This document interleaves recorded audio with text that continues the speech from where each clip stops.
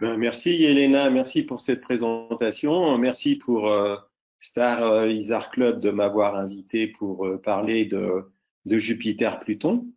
Donc, dans cette approche de Jupiter-Pluton, je vais l'envisager sous plusieurs angles. D'abord, on regardera un petit peu la compréhension mythologique qu'on peut avoir de Jupiter-Pluton. Ensuite, de regarder un petit peu l'approche, de faire le lien avec l'approche psychologique, justement, surtout dans l'approche jungienne, et donc de voir qu'est-ce que ça peut symboliser Jupiter-Pluton. Donc, en illustrant ça aussi, bien évidemment, avec des thèmes de personnalité, j'en ai choisi un peu dans tous les domaines. Et puis de regarder, bien évidemment, le cycle Jupiter-Pluton. J'ai repéré un petit peu des petites choses et puis surtout pourquoi ce cycle-là est important cette année, parce que j'y reviendrai, mais on a cette année 3 conjonctions Jupiter-Pluton en Capricorne. Alors, ce qui me paraît important pour commencer, c'est déjà de faire un petit rappel mythologique, c'est de dire que donc Jupiter-Pluton, en fait, on peut dire dans la mythologie, c'est associé à Zeus et à Hadès. Et donc Zeus et Hadès, eh bien, ce sont deux frères qui se sont partagés avec Poséidon, le troisième, le monde. Alors, petit rappel un peu bref, on peut dire que le lien entre Zeus, à savoir Jupiter, et puis Hadès, Pluton, il est très fort. Parce que bon, quand ils sont délivrés, on pourrait dire quand Zeus a délivré ses frères et sœurs, et qui avaient été tous dévorés, ingurgités par Saturne Chronos, eh bien, une fois que la lutte contre les Titans, donc les Chronides, a été gagnée par les Olympiens, entre guillemets, eh bien, ils sont partagés le monde. Alors Zeus, c'est le royaume du ciel, Poséidon, le royaume de l'eau, et Hadès, le royaume souterrain. Donc on retrouve dans le lien spécifique entre Zeus et Hadès, et surtout ces deux-là qui vont nous intéresser, on retrouve une fidélité très forte entre les deux. Et cette fidélité, elle est, on pourrait dire, c'est une fidélité, plutôt une complicité tacite, et que on pourrait justifier en disant que c'est un peu le lien ou le rapport entre la lumière et l'ombre.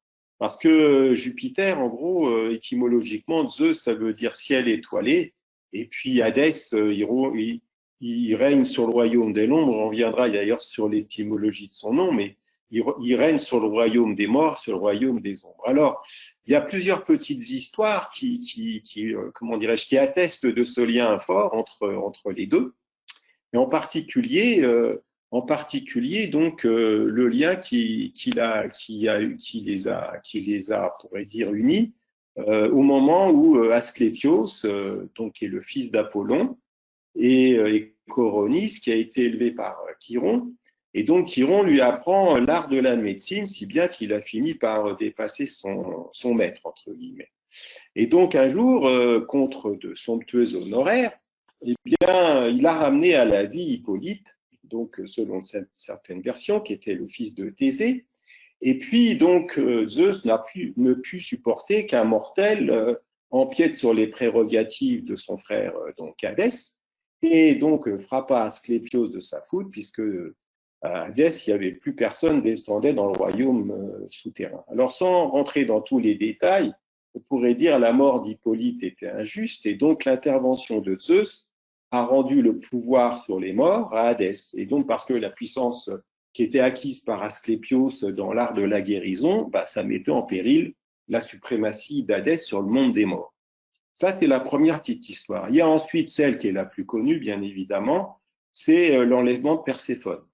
Alors, l'enlèvement de Perséphone, c'est un autre épisode, même si Zeus s'est opposé au mariage entre sa fille, puisque Perséphone était sa fille et son oncle, et l'oncle, en l'occurrence Hadès, eh bien, il a été complice d'Hadès pour l'enlèvement de Perséphone, parce que tout ça se fit en l'absence de Déméter, la mère donc de Perséphone. Et sur les plaintes et la colère que Déméter eut, et puis surtout la tristesse et le fait menaçait de rendre le monde stérile, eh bien, Zeus a imposé à Hadès de rendre Perséphone, mais comme elle avait mangé une graine de grenade, la nourriture des morts, en l'occurrence, elle ne pouvait plus définitivement retourner au pays des vivants. Et donc, un partage a été fait, passant 6 mois avec sa mère et 6 mois avec son mari, en l'occurrence Hadès, qui la fit d'ailleurs reine du monde souterrain. Donc ça, c'est la deuxième histoire. Et on pourrait dire aussi, il y a un autre lien, c'est que Hadès aussi, pour sortir du royaume souterrain, il avait un casque, et ça c'est important dans la compréhension aussi on pourrait dire de la symbolique plutonienne.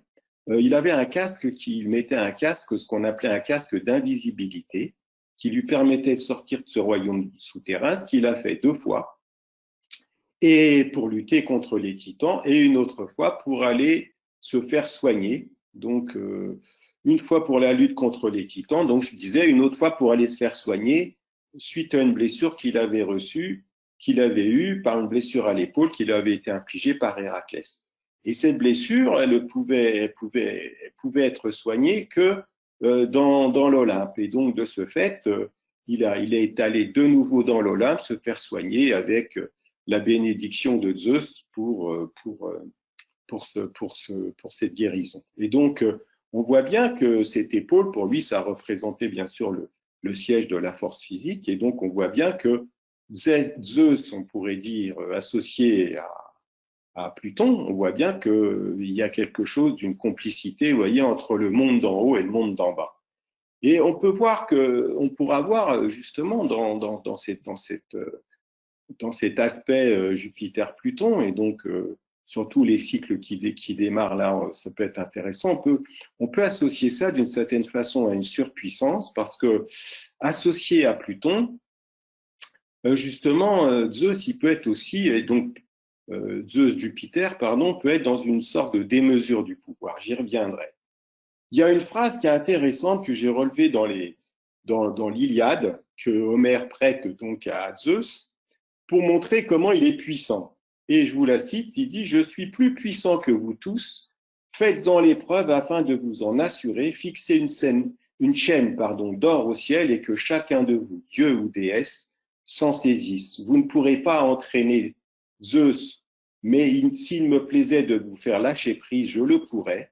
Je fixerai la chaîne à un pinacle de l'Olympe et tout resterait suspendu dans l'air, ou tout l'univers entier, la mer aussi. » Donc, vous voyez, pour résumer, on peut dire que cette puissance de Zeus associée à Hadès, à Pluton, on peut dire que, c'est pour une note plus moderne, on pourrait dire ça peut être aussi sur un certain plan, on verra, je parlais de la quête essentielle de la vérité, mais ça peut être aussi une démesure du pouvoir, une exagération justement de la puissance, ou être dans une toute puissance. Et donc, ces deux personnages, on pourrait dire ces deux dieux, on pourrait, si on prend une note un peu plus moderne, on pourrait les voir comme 2 frères mafieux qui ont détrôné le vieux parrain, à savoir Chronos, Saturne, qui voulaient pas céder la place, et ils se sont partagés le pouvoir.